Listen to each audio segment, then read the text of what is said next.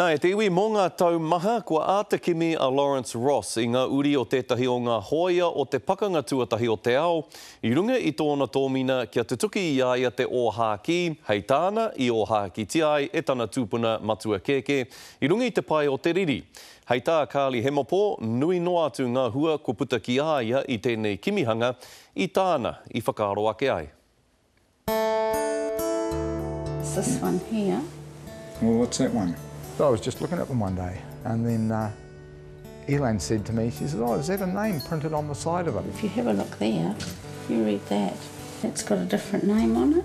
And we had a look at it, and sure enough, it had the name Mitahori written on it. We'd never picked it up. We never picked it up. You know, that's just amazing. E toru tau ki muri I tīmata ai te rapu I ngā uri o Mitahori, kia tae ai te waka oki I ngā mētara kia rātou. Where did these come from? World War I, Roy Ross was obviously there, Mitahori was there, and so I thought, well, what's happened is some event has happened in the war whereby maybe something has happened to Mita, and the medals have been entrusted to Roy to bring back, and then along the way he's become injured himself, in fact killed in the war, and so they'd basically be bundled together because they were in his care, sent back to New Zealand, and that's where I thought they'd actually come from.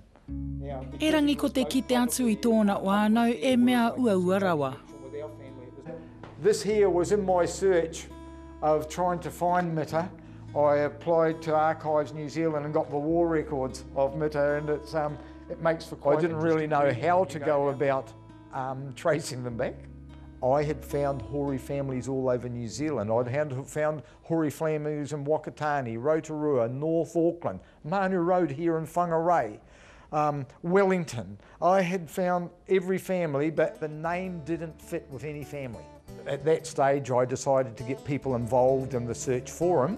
But while everyone started off with a lot of with a hiss and a roar, nobody ever really come back to me, and it really just died a natural death until I come upon you, and everything's happened. I tīmata te wakawitiwiti kōrero ki wainga nui a māua ko Lawrence I tērā tau, e rangi kia tae rāno mai ngā pepa I te rua maaro te kāwanatanga, ko mō I o māua I noo ia I ōtaki. E waka pātu ai ki tēnā rōpu ki tēnā tangata, kātahi ka tae mai tete I imera kia au. I am a descendant of Mitahori Tāwharu. I have been contacted regarding the medals of koromitas that are currently in the care of a kraua up north.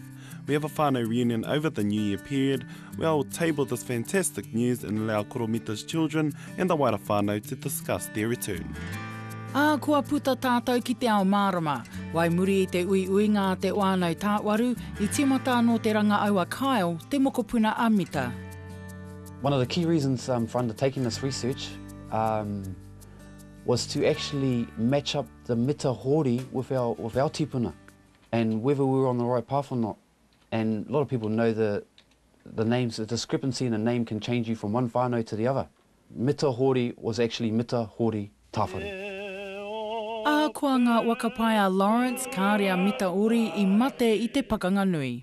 My karaua was Mitahori Mohi Tāwharu. He was the eldest son of Hori Mohi Tāwharu and Kaimataia Hohipua of Otaki. He was born in the year 1900. He was a descendant of the Ngati Koro Ki Hapu of the Ngati Raukaua ki te Autonga. E me mā Mitahori o te ope tuatai I te pakanga tuatai o te ao. E rere tō tika te ope ki Iipa, kātahi ka peka atu ki Wiwi. Nā wai rā ka pākia e te mate rewa, kātahi ka tukuna ia ki te Oipera. A muri mai ka unuku ia ki Ingarangi, I reira kua piki te ora. I te tau ngā uru mai iwa I we e ia I a Ngāti Tū Matauenga, kāri roa I wānau mai āna tamariki. Ngā uru mātai ngā tamariki a Mitahori rāua ko May Jean. Kei papa I o ia e toru o a rāua tamariki more ue wā, I te rā I mua I te ui wakaoki mētara. Mi aro katoa ana te wānau kua tīmata ngā wakaritenga, e oti ko ngā ranga au I ki te ai e Kyle, ka waka e I ngā wakapai o mua.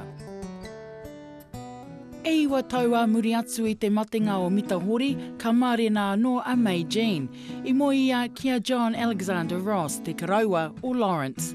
I te tau utu ngā uru mātoru i mate a May Jean, nā ko nā i wakaro i ana, kua tāpiri ia ana mētara ki ngā mētara a te Whanau Ross. All my theories for so long were just blowing out the door.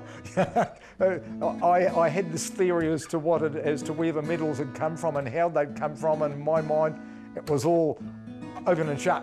Tūturu kua ea te kaupapa, a kua i ngaro pē wera ngā mētara, i nai nei kei te oki mai ngā taonga ki te Whanau. Nobody told me that they were missing. So you knew they existed? I knew they were there because I saw them when I was 6 or 7. Oh, really surprised. I didn't even know about them.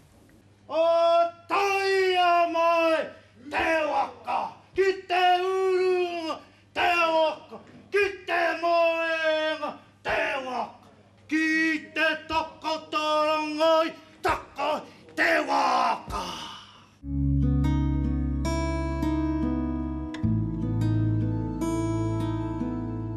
He received the 1915 star, which incorporates that period of time that he was doing service. He also received the British War Medal, which is in being part of the New Zealand Expeditionary Force under the British forces. And he also received the Victory Medal, which was to do with Armistice Day, yeah, the victory. So yeah, they definitely mean a lot. In the past, especially around Anzac Days, being involved in a lot of Anzac Day ceremonies and services, the soldiers ask, did you have any grandparents or your mum and dad involved in any conflicts? And not knowing about my grandfather, obviously it was no. And but now I have a story to tell them. I'm feeling a bit, yeah, I know there's someone standing beside me, so it's pretty emotional to me at the moment. Yeah, I had to hold back the tears quite a few times, so it's quite nice, very nice. Mission accomplished.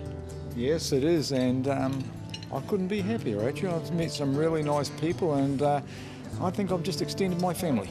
From my point of view, I've been able to see the progress that he's been making, and now to bring it to this conclusion has just been awesome. Just such lovely people, and I was brought to tears really to see the medals come back to their family. How are you feeling that the medals are finally back within amongst the family? Oh, absolutely ecstatic. It's been a heck of a long time. I think it was marvellous to meet the man who brought the medals down from way up in Whanau. I'm sure that when these whānau come to wear these medals, it's something they're going to be really proud of now, because they do know the history behind it all, which is very important, and that makes a difference.